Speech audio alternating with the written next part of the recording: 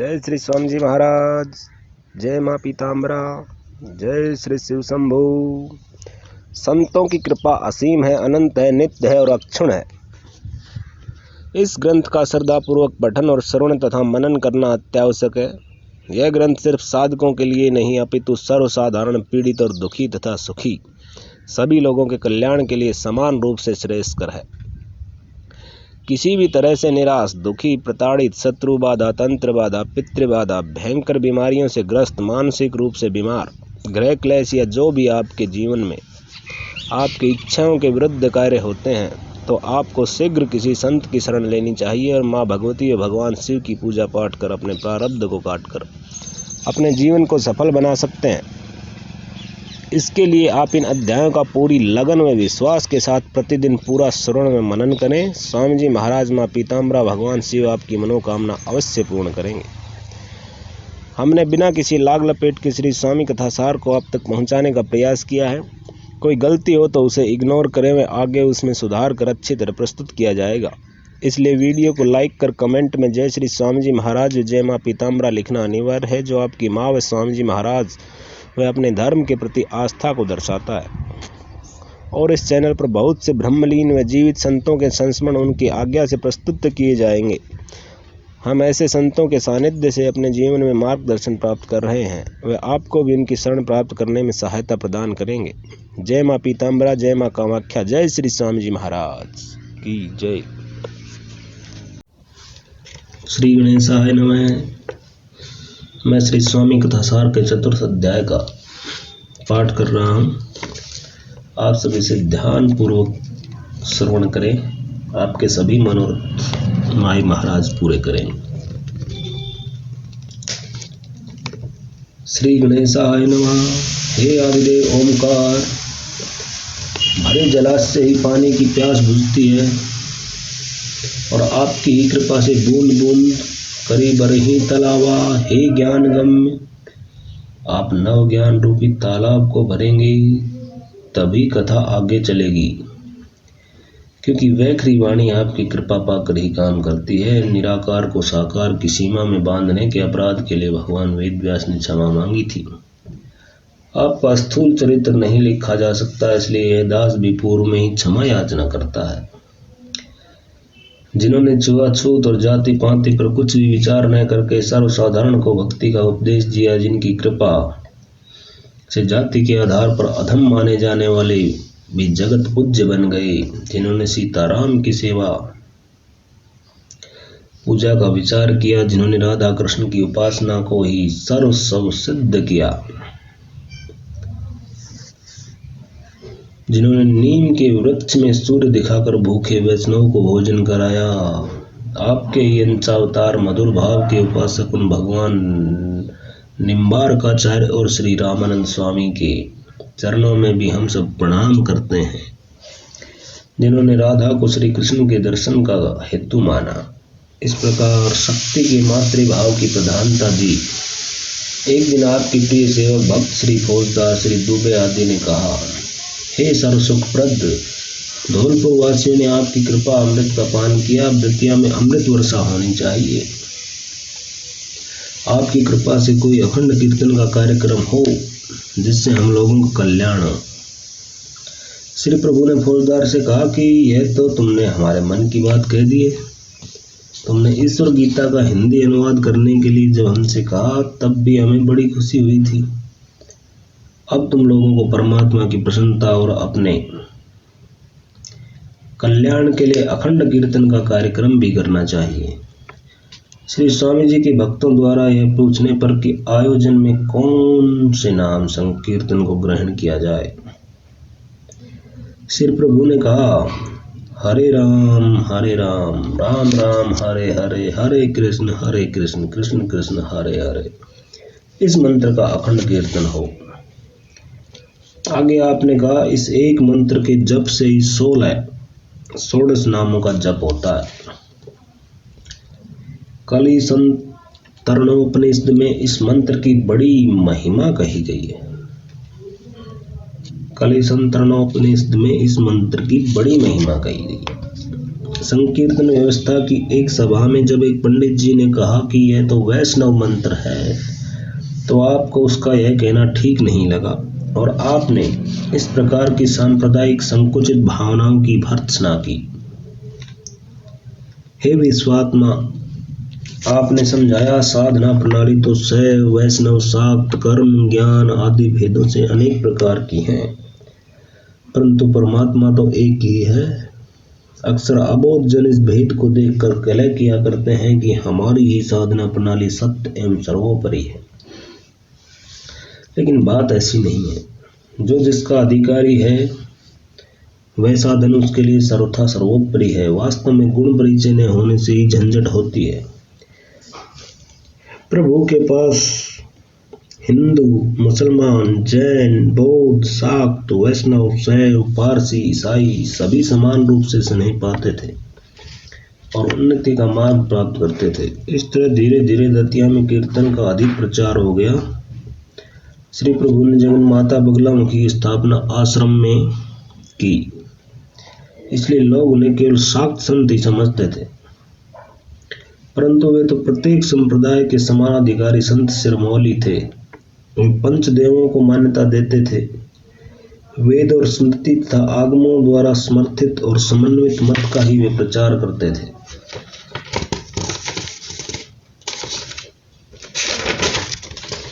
सभी मत मतांतरों को समाप्त कर सत्यता के आधार पर आध्यात्मिक उन्नति के मार्ग की प्रशस्ति के लिए ही उन्होंने इस धराधाम पर अवतार ग्रहण किया था।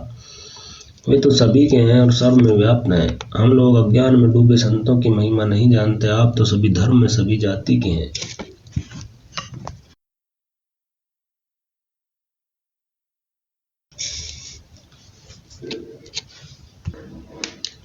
आप तो सभी धर्म में सभी जाति के हैं। भगवान की कोई जाति नहीं होती। भारत में आपने अवतार ग्रहण कर अज्ञानी व भूले भटके लोगों का मार्गदर्शन किया और बताया कि परमात्मा सभी का है और एक है। तुम लोग विचार पूर्वक कर्म करो और भजन में अपना जीवन बिताओ, तभी जीवन सफल होगा और सुख शांति मिलेगी। अन्यथा देह मात्र एवं मोह माया के जाल और फिरका प्रस्ती में फंसकर विनाश ही होता है। जानबूझकर जो नरक भोगना चाहता है उसका इलाज तो भगवान के पास भी नहीं है। ऐसा कहकर श्री प्रभु ने एक घटना का विवरण दिया। मेरे पास कानपुर से योगेश्वर प्रसाद मिश्र आया था। बड़ी विपत्ति में था। 40 दिनों तक झांसी की जेल में भी रहना पड़ा। सगे संबंधी और मित्रों ने भी संकट की स्थिति में उससे मुंह मोड़ लिया था। हमने उससे कहा तुम अपने विषय में माँ से कहो, वे समस्त विपत्तियों का निवारण करती हैं। जब उसकी स्थिति फिर से ठीक हो गई तो दीनानाथ ने एक दिन उससे कहा, संसार तो तुमने देख ही लिया, कोई किसी का नहीं होता, अब तुम मेरे रंग में रंग जाओ।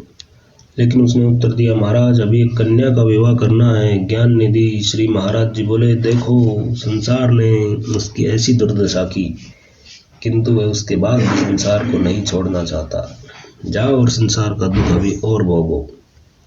ऐसी स्थिति में क्या किया जाए? महासागर के बारे में क्या लिख सकते हैं? परमात्मा का वर्णन हम क्या कर सकते हैं? बड़े लोग तो वे हैं जिनके सामने छोटे छोटेपन का अनुभव नहीं करते।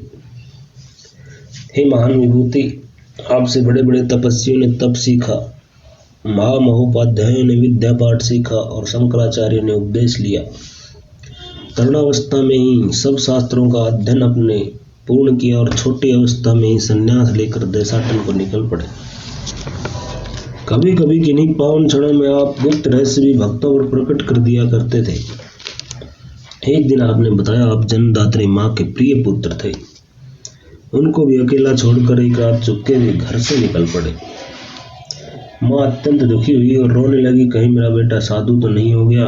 यह विचार कर ढूंढती ढूंढती काशी आई तो गंगा जी के घाट पर अपने सन्यासी पुत्र से भेंट हो गई। माँ ने आपको बहुत दुलारा पुचकारा और घर वापस चलने का आग्रह किया। श्री प्रभु ने अपनी परम पूजनीय माई से कहा, आज रात काशी में बिताकर कल सुबह बातें करेंगे। यह नहीं कहा कि घर चलेंगे, क्योंकि संत कभी भूल कर भी झूठ का आश्रय नहीं लेते। रात को धर्मशाला में चले गए। इसे दोबारा सुने। आज रात काशी में बिताकर कल सुबह बातें करेंगे। यह नहीं कहा कि घर चलेंगे। क्योंकि संत कभी भूल कर भी झूठ का आश्रय नहीं लेते। रात को धर्मशाला में चले गए और माता को विश्राम करने को कहकर स्वयं पाँव दबाने लगे तथा माँ से कहा कि मैं तो तुम्हारे स्वरूप को ही सारे संसार में देखता हूँ। संसार में विचरण करने वाले सभी जीव तुम्हारी संतान है। इस प्रकार भांति भांति के वार्तालाप करके माँ को प्रसन्न किया। जब माता सो गई तो अर्धरात्रि में चुपचाप उठकर अपने हृदय को कठोर करके आप धर्मशाला से प्रस्थान कर गए। आपके मन में तो वैराग्य की ज्वाला धधक उठी थी, क्योंकि आपका सिद्धांत था कि विषयों के नश्वर होने का विचार चित्त में दृढ़ करना और विषयों में चित्त की आसक्ति न होने देना ही सच्चा वैराग्य है। क्योंकि आपका सिद्धांत था कि विषयों के नश्वर होने का विचार चित्त में दृढ़ करना और विषयों में चित्त की आसक्ति न होने देना ही सच्चा वैराग्य है। अतः पूज्य माता जी के सो जाने पर उनके चरणों को स्पर्श और प्रणाम कर पुनः चुपचाप निकल गए। हे महात्मा, आपने भ्रमण काल में अनेक बहुमूल्य शास्त्र ग्रंथों को, पुस्तकों एवं पांडुलिपियों को लोक कल्याणार्थ एकत्रित किया। दंड को त्यागने के साथ साथ आपने अपने नाम को भी त्याग दिया। मात्र पहचान के लिए अपने को स्वामी नाम से संबोधित कराया। दंड आदि धारण करने की कोई आवश्यकता नहीं थी, क्योंकि दंड कमंडलू एवं गैरवी वस्त्र भारी चिन्ह स्वरूप है।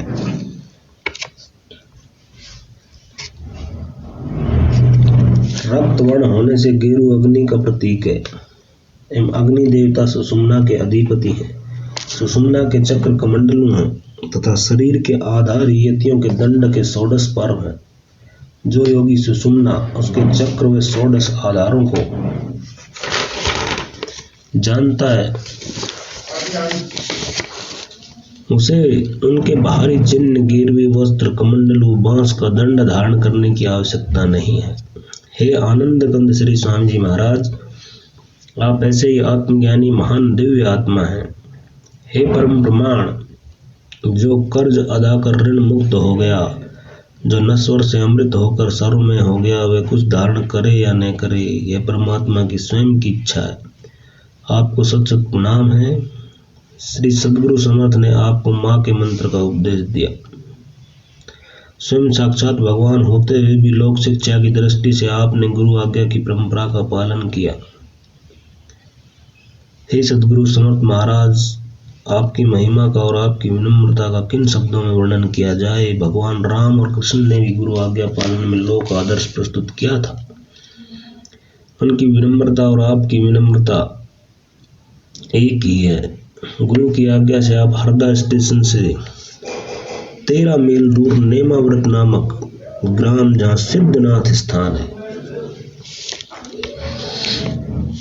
जो नर्मदा जी का नाभि स्थल कहा जाता है, वहां पर आसन लगाकर जप साधना में तल्लीन हो गए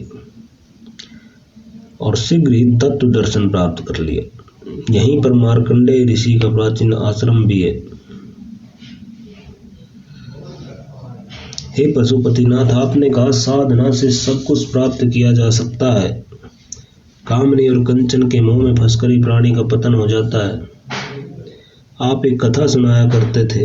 एक बार भगवान विष्णु ने लक्ष्मी जी के ललाट की ओर देखा तो वहां उनको काले धब्बे दिखाई दिए, तथा पुनः लक्ष्मी जी के पैरों की ओर देखा तो वहां भी काले धब्बे दिखाई दिए।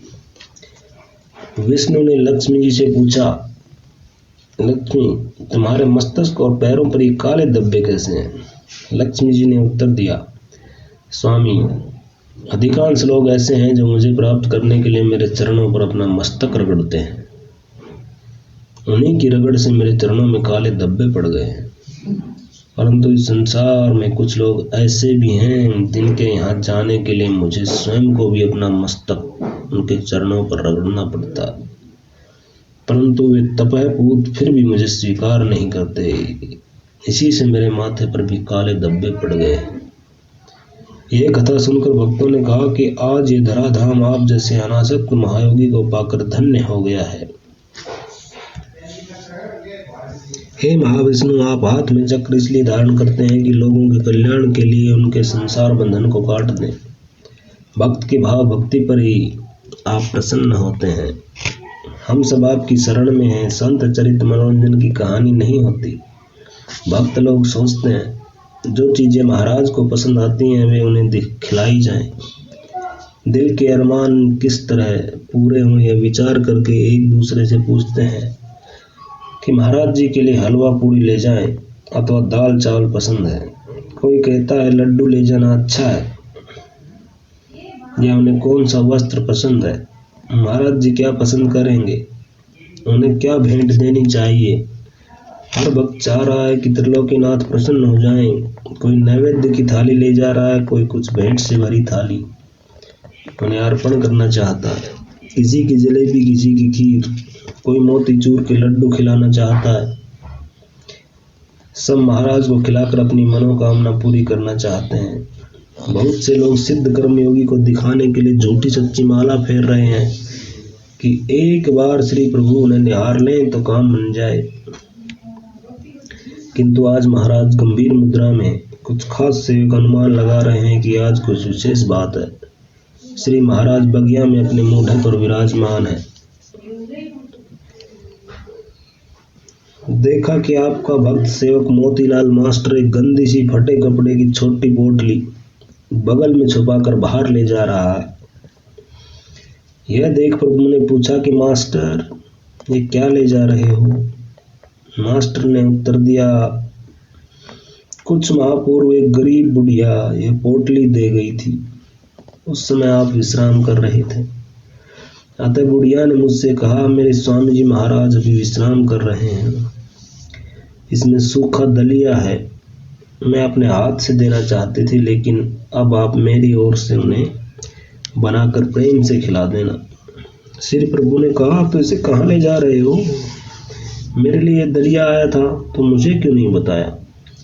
मास्टर ने घबरा कर उत्तर दिया, भूलवश ऐसा हो गया, लेकिन अब यह खराब हो गया है, इसमें इल्ली कीड़े भी हो गए हैं, अतः इसे फेंकना आवश्यक है। श्री प्रभु यह सुनकर बहुत नाराज हो गए और कहा, एक भूल तो तुमने, अब इसे फेंक कर दूसरी भूल मत करो। प्रेम से दी हुई वस्तु का अनादर करना पाप है। प्रेम में ही परमात्मा का वास होता है। राज राजेश्वर ने स्वयं मास्टर के हाथ से पोटली छीन ली तथा एक एक दाने को स्वयं साफ किया और अपने भक्त से बनवाकर बड़े प्रेम भरे चाव से ग्रहण किया। उस दिन और किसी खाद्य सामग्री को देखा तक नहीं। सब लोग यह देखकर बुढ़िया के भाग्य को सराहने लगे।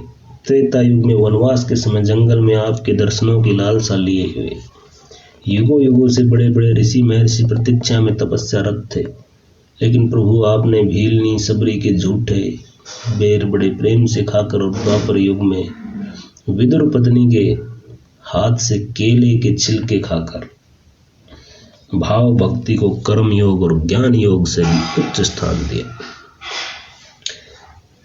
भाव भक्ति को कर्म योग और ज्ञान योग से भी उच्च स्थान दिया। महान तपस्वियों की ओर विशेष ध्यान नहीं दिया। हे परमेश्वर, आपने उस दीनहीन भक्तों को नवाजा और आज अहोभाग्य लोगों ने उसी लीला को प्रत्यक्ष अपनी आंखों से देखा। सब लोग देवाधिदेव महाराज जी एवं देवी माता की जय जयकार करने लगे। इस शोर शराबे को सुनकर महाराज जी क्षुब्ध हो गए। तुम लोग लड्डू पेड़ा खाने आते हो, तुम लोगों की मनसा हमें मालूम है। यहाँ बहुत से लोग आते हैं, जब पूजा पाठ करते हैं उनको विघ्न होता है। ब्रह्म तो सारे चराचर में व्याप्त है, वही लड्डू पेड़े में तथा वही दलिया में है। इस बात को समझो। जय जयकार क्यों करते हो? क्या माई को भी जय की जरूरत है? यह कहकर महाराज जी बगिया में चले गए। ब्रह्म केवल सत्य है, मिथ्या जगत का खेल है। ब्रह्म केवल सत्य है, मिथ्या जगत का खेल है। वही सब में समाया ज्यों तिलों में तेल है, वही सब में समाया ज्यों तिलों में तेल है। उसी समय ग्वालियर से के पाठक और विजया राजे सिंधिया की लड़की तथा उनके भाई ध्यानेंद्र आपके दर्शनों को आए। सभी ग्वालियर से आए थे। श्री प्रभु ने राजमाता की पुत्री की ओर इशारा करते हुए पूछा, पाठक जी तुम इसे जानते हो? पाठक जी के इनकार करने पर महायोगी ने कहा, यह राजमाता की लड़की है तथा ग्वालियर की रहने वाली है। फिर रानी की लड़की से कहा, यह पाठक जी अच्छे आदमी हैं, हमें प्रत्येक माह 2 रुपए देते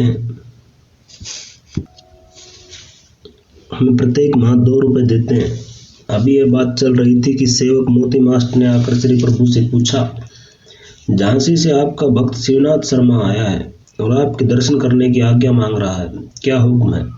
दीनदयाल श्री प्रभु ने उसको अंदर आने की अनुमति दे दी। शिवनाथ एक अमीर घराने का लड़का था। उसने आते ही श्री महाराज जी के चरणों में 101 रुपए भेंट चढ़ाए। उसको मालूम नहीं था कि महाराज जी का चित्त अच्छा नहीं है, नहीं तो वह भूलकर भी नहीं जाता। अभी हुई घटना के कारण श्री महाराज जी खिन्न है। दीन बंधु ने शिवनाथ से पूछा, यह क्या है? उसने तुरंत उत्तर दिया, हे देवों के नाथ, थोड़े से रुपये हैं जो भेंट स्वरूप चरणों में रख दिए हैं। श्री प्रभु ने फिर से पूछा, किसके हैं? शिवनाथ ने घबरा कर उत्तर दिया, भगवान आपके ही हैं। इस उत्तर को सुनकर श्री प्रभु अप्रसन्न होते हुए बोले, नहीं, ये कागज के हैं। तथा बैठे हुए लोगों से कहा, ऐसे लोग ही पैसे के घमंड में रहते हैं जो साधु संतों और मंदिरों पर पैसे के बल पर अधिकार जताते हैं। अब आप लोग जाइए, हमें अपना काम करना है। हमारे निस्वार्थ भक्त पाठक जी हमारे पास बैठे हैं, मुझे इनसे बातें करनी है। सेवक भोलानाथ से कहा, बगिया का द्वार बंद कर दो। हे सच्चिदानंद परम पुरुष स्थित प्रज्ञ, मिट्टी और सोने में आपके लिए कोई भेद नहीं है। आज ये धरा सच्चा संत पाकर पवित्र हो गई। आपकी दृष्टि में राई और पर्वत एक समान है। सच्चे संत भावुक भक्त हृदय व्यक्तियों, गरीब श्रद्धालु लोगों की भेंट स्वीकार करने में प्रसन्न होते हैं। वही अहंकारी धनवान व्यक्तियों की भेंट, चाहे वे कितने ही मूल्यवान क्यों न हो, कभी स्वीकार नहीं करते। देश की बहुत से धन कुबेर आपकी कृपा प्राप्त करने के लिए बार बार आश्रम में चक्कर लगाया करते थे, लेकिन हे स्वामी, आपने कभी उनकी ओर ध्यान नहीं दिया। आपको तो निर्मल हृदय कमल में ही बसाया जा सकता है। हे त्र्यंबकेश्वर भोले अज्ञानी लोग, आप दयानिधि के पावन प्रेम को कैसे समझ सकते हैं? आप तो भाव के ही भूखे हैं। लता पता और पुष्पों के अर्पण